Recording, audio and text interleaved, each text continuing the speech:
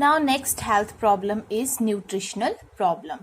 The other health problem are communicable disease problem, non-communicable disease problem. Now third one is nutritional problem. From the nutritional point of view, the Indian society is a dual society, जिसमें जो small group है वो ज्यादा well fade, उसको अच्छे से खाना मिलता है, बट जो लार्जर ग्रुप है दैट इज अंडर नरिश्ड. ठीक है, तो ये ड्यूअल सोसाइटी है, मतलब जो कम पॉपुलेशन है उसको बहुत अच्छे से खाना मिलता है, दे आर वेल फेड, और जो लार्ज ग्रुप है दैट इज अंडर नरिश्ड. तो द हाई इनकम ग्रुप, जिसकी इनकम बहुत अच्छी है, showing disease of affluence which one find in the developed country, है ना. जिस पर्सन की इनकम अच्छी है तो उसको कौन सी डिजीज होती हैं, which are due to the lot of money. Affluence का मतलब होता है disease cause due to the lot of money या वेल्थ की वजह से, जैसे डायबिटीज है एक्सेट्रा, है ना. तो इस टाइप की डिजीज उसमें ज्यादा देखी गई है, जो कि डेवलप्ड कंट्रीज में ज्यादा है. After that the definition, nutritional problem और माल न्यूट्रिशन. माल न्यूट्रिशन का मतलब एबनॉर्मल न्यूट्रिशन. एबनॉर्मल में न्यूट्रिशन मतलब ओवर न्यूट्रिशन भी ले सकते हैं, और अंडर न्यूट्रिशन भी माल न्यूट्रिशन में आता है. तो it is a condition of improper और इनएडिक्वेट फूड इनटेक. ठीक है, जो पर्सन है इनएडिक्वेट या इम्प्रॉपर फूड इनटेक करेगा, या तो बहुत ज्यादा फूड इनटेक कर रहा है या तो बहुत कम फूड इनटेक कर रहा है, और इनएडिक्वेट absorption of the food, and it manifests in so many disease. The condition under nutritional problem are mainly PEM. PEM stand for protein energy malnutrition, nutritional anemia, low birth weight, xerophthalmia due to vitamin A deficiency or iodine deficiency disease, and the other. So we will study one by one. First one is PEM. PEM stand for protein energy malnutrition. In this, the person is having a deficiency of protein as well as the calories. So it appears the chief cause of PEM. जो food insufficiency है वो most common cause है PEM का, protein energy malnutrition का, which is a major health problem particularly in the first year of life, है ना. ज्यादातर जो पीईएम के केसेस देखे गए हैं प्रोटीन एनर्जी मालन्यूट्रिशन के, that are in the first year of life. 1 साल तक के बच्चे में ज्यादा देखे गए हैं. तो majority of cases of PEM, nearly 80% जो केसेस हैं they are mild and moderate cases, और सिर्फ 1 to 2% case are the severe cases. ठीक है, जो 1 से 2% केसेस है सिवियर केसेस हैं, और 80% केसेस आर द माइल्ड और moderate cases of PEM. The problem exist in all the state and the nutritional marasmus is more frequent than the kwashiorkor. Mainly जो PEM है it include 2 problems, that is nutritional marasmus और kwashiorkor. तो marasmus ज्यादा देखा गया है as compare to kwashiorkor. तो PM has 2 clinical form, kwashiorkor and marasmus. Kwashiorkor में जो पर्सन होगा उसमें किस चीज की डेफिशिएंसी होगी, protein deficiency, due to which the fluid the person may have oedema, है ना, क्योंकि जो ऑन्कोटिक प्रेशर है that may decrease and the fluid may leak out of the blood vessels और the interstitial into the interstitial spaces, और marasmus is due to the calorie deficiency. So ये 2 condition PEM में आती हैं. And PEM primary occur due to, क्यों होता है PEM ज्यादातर, इनएडिक्वेट इंटेक ऑफ फूड, या तो पर्सन फूड का इंटेक कम कर रहा है, इनएडिक्वेटली कर रहा है, या तो due to the infection such as acute respiratory infection, diarrhoea, viral और बैक्टीरियल इन्फेक्शन. दिस कॉजेज में लीड टू क्वाशियोरकर और मेरास्मस और either PM. After that, second one is nutritional anemia. Nutritional anemia is a condition in which the blood hemoglobin content is lower than the normal as a result of deficiency of one or more essential nutrients. Regardless of the deficiency of one or more essential nutrient, regardless of the cause of such deficiency. एक से ज्यादा जो nutritious substances है उनकी वजह से अगर HP level कम है that is called as the anaemia. तो इंडिया में हाईएस्ट प्रेवलेंस है न्यूट्रिशनल अनीमिया का वुमेन और चिल्ड्रंस में. ठीक है। तो अबाउट जो one half of non pregnant women है दे आर अनीमिक, ठीक है। और young children are estimated to suffer from anaemia, that is 60 to 80% of pregnant women are anaemic. और जो प्रेग्नेंट वुमेन में भी 60 to 80% वुमेन अनीमिक है। और मेटर्नल डेथ 19% किस वजह से होती है, अनीमिया की वजह से। The survey also shows that the incidence of anemia in children aged 6 to 35 months is 79.2% and 72.7% in urban area and 81.2% in the rural area। तो रूरल एरिया में इंसिडेंस एनीमिया का ज्यादा है, जो एवरेज है that is 79.2% in 6 to 35 months of एज। और urban area में इसमें से 72.7% और रूरल एरिया में 81.2% देखा गया। तो the cause of anemia is either iron deficiency or vitamin B12 और folate deficiency। After that next is low birth weight। low birth weight क्या होता है, अगर किसी न्यू बॉर्न का वेट लेस देन 2.5 kg है that is called as low birth weight baby, ठीक है। बट इसकी ग्रेडिंग और है, extremely low birth weight, moderately low birth weight, severely low birth weight. तो ये प्रोफाउंड लो बर्थ वेट, ये ग्रेडिंग वेट के बेसिस पे ही डिवाइड किया गया। तो this is a major public health problem in many developing country. ये भी डेवलपिंग कंट्रीज में ज्यादा देखा गया है ये वाली problem. About 28% of baby born are of low birth weight, है ना। जो न्यूबॉर्न बेबीज हैं उसमें 28% are low birth weight. And अगर डेवलप्ड कंट्रीज के कंपैरिजन में देखा जाए तो सिर्फ 4% ही लो बर्थ वेट होते हैं। बट अगर डेवलपिंग में देखा जाए तो 28% जो टोटल बर्थ होते हैं उसमें 28% लो बर्थ वेट बेबीज होते हैं जिनका वेट लेस देन 2.5 kg होता है। एंड इसका मेन कॉज क्या है, मैटरनल माल न्यूट्रिशन। अगर मदर अच्छे से न्यूट्रिशन नहीं लेगी तो जो बच्चा होगा that might be low birth wait. Next is xerophthalmia। xerophthalmia, it refers to the dryness of the eyes and it is manifested by the vitamin A deficiency, ठीक है। Vitamin A deficiency is essential for the eyes. तो about 0.04% of total blindness in India are attributed to nutritional deficiency of vitamin A. तो 0.4% जो India में total blindness के cases हैं they are due to the deficiency of vitamin A. Keratomalacia has been the major cause of nutritional blindness in children usually between 1 to 3 year of age में जो blindness का cause है that is केराटोमलेशिया। और सब clinical deficiency of vitamin A is also wide spread and is associated with increase morbidity and mortality from respiratory and gastrointestinal infection. तो vitamin A deficiency की वजह से सब क्लिनिकल अदर इन्फेक्शन भी हो सकती है विच में लीड टू रेस्पिरेटरी और GI infection. Next is iodine deficiency disorder। तो iodine is essential for the cerebral growth, for the secretion of thyroid hormones, ठीक है। अगर आयोडीन की डेफिशिएंसी होगी तो जो बच्चा वॉर्म में है उसकी मेंटल डेवलपमेंट अच्छे से नहीं हो पाएगी बिकॉज इट इज एसेंशियल। जो थायराइड हार्मोन है उसकी फॉर्मेशन के लिए आयोडीन इज एसेंशियल। अगर आयोडीन सिक्रीट नहीं होगा तो प्रॉपर ग्रोथ एंड डेवलपमेंट नहीं हो पाएगी। तो goitre and the iodine deficiency disorder have been known to be highly endemic in the sub Himalayan reason.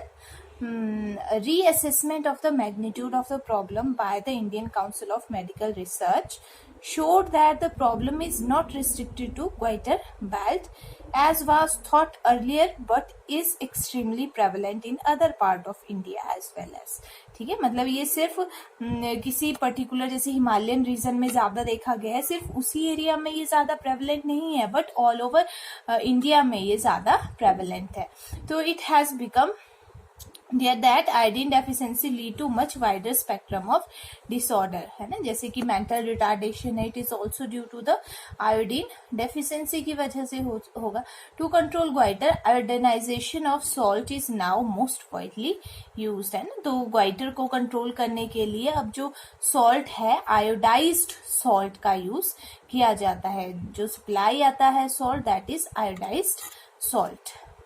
And other the nutritional problem of importance are letharism and endemic fluorosis in certain part of the country. Though to these must be added the widespread adulteration of food stuff.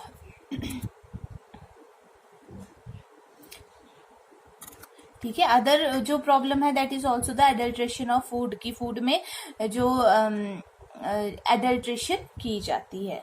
Adulteration क्या होता है जब ऐसे substances food में add किए जाते हैं which are not having any nutritious value. And environmental sanitation problem.